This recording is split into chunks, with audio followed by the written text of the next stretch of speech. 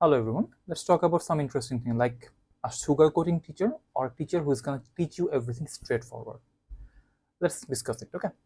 আপনি একটা সেন্টারে গেলেন যেখানে আপনার কন্ডিশন এভারেজ, আপনাকে টিচার সুগার কোটিং করা শুরু করলো যে আপনি 7 পেয়ে গেছেন, আপনি বাইরে চলে গেছেন, মানে he or she sugar coating from the beginning.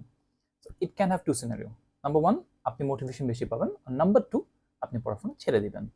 Let's talk about the straight forward guy. Straight forward টিচাররা কি করেন যে আপনার যে উইকনেস সেটা আপনাকে একদম ফার্স্ট ডে ওয়ান থেকে ধরে দিবে। আপনার এখানে প্রবলেম, আপনার এখানে উইকনেস, এটা আপনি রিমুভ করেন, এটা আপনি রিকভার করেন, এটা আপনি রিপ্লেস করেন, ধরে ধরে শিখাই দিবে। সো সুগার কোটিং হলে হচ্ছে কি আপনি টিচারের কথাগুলো শুনে মজাটা পাচ্ছেন, কাজে লাগাবেন না লাগাবেন that is your responsibility. Straight forward টিচারগুলো আপনাকে ফোর্স করবে টু চেঞ্জ ইউর সেলফ। এখন স্টুডেন্টের মধ্যে প্রবলেমটা কোথায় হয়?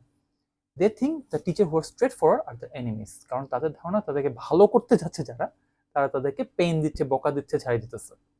On the other hand sugar coating টিচারদের কাছে প্রবলেমটা কখনোই হয় না, দেখবেন এদের কাছে জীবন স্টুডেন্টদের ঘাটতি পড়ে না। আর যারা স্ট্রেট ফরওয়ার্ড লাইক মাইসেলফ, নিজের দুঃখ শেয়ার করতেছি, এদের কাছে আজীবন কোনো না কোনো প্রবলেম থাকবে, কারণ স্টুডেন্টরা দেখছে হ্যাপি হয় কম, কারণ তাদের বেশিরভাগ স্টুডেন্টের রেজাল্ট ভালো হয়। আমি 10 জনকে পড়লে 8 জন ভালো করবে, কারণ 2 জন আমার কথা শুনবে না, সুগার কোটিং করতে পারি না, করবো না। অ্যান্ড 10 জন যারা কথা শুনে জিজ্ঞেস করে দেখেন কয়বার ঝাড়ি খেয়েছে, trust me on this.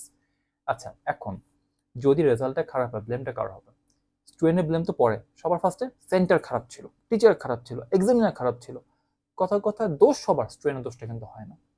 So এই জিনিসটার জন্যই বলা যে আপনি যখন টিচার সিলেক্ট করবেন, দেখবেন যে টিচার আপনার সাথে কথা কেমনে বলছে, আপনাকে ফার্স্ট থেকে তেলাচ্ছে, মানে like a boss.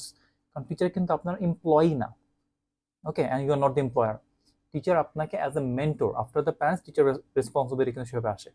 As a mentor সে আপনাকে কেমনে গাইড করছে, এটার মধ্যে গাইডেন্স ভাইবটা পাচ্ছেন নাকি অ্যাজ এমপ্লয়ি ভাইব পাচ্ছেন, যে হ্যাঁ স্যার হ্যাঁ স্যার, হ্যাঁ স্যার হ্যাঁ স্যার ভাইব পান, প্লিজ ইগনোর দ্যাট প্লেস।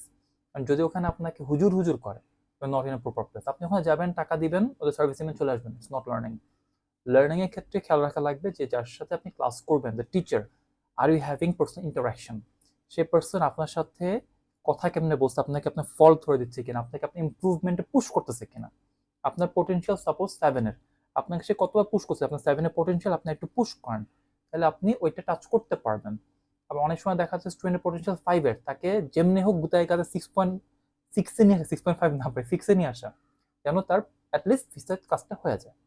তো এই জিনিসটার জন্য ভিডিওটা বানালাম যে আপনারা যখন টিচার সিলেক্ট করুন, please be careful. Sugar coating can might give you diabetics, and straightforward might get you a good result. Thank you guys, take care, আসসালামু আলাইকুম।